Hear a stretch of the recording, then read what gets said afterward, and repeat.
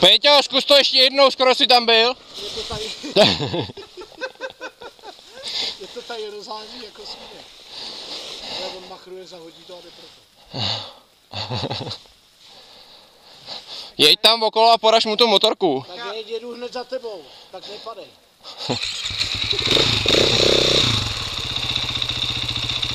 Ano, Robert, jediný zdolatel dnešní den tohoto kopce.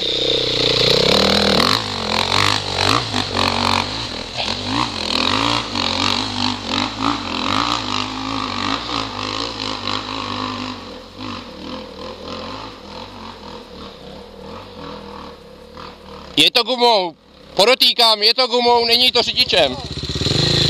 Péťa jede na silniční samozřejmě gumě.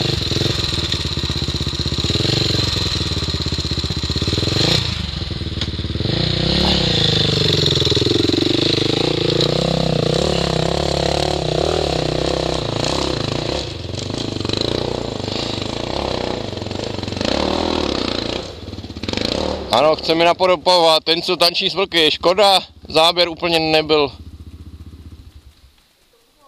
Je to gumou, jasně.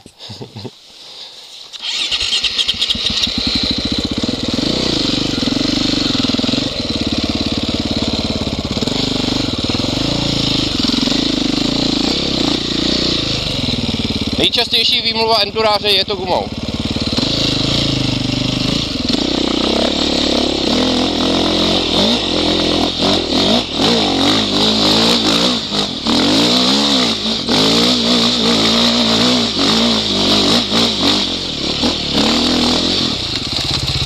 To nejde.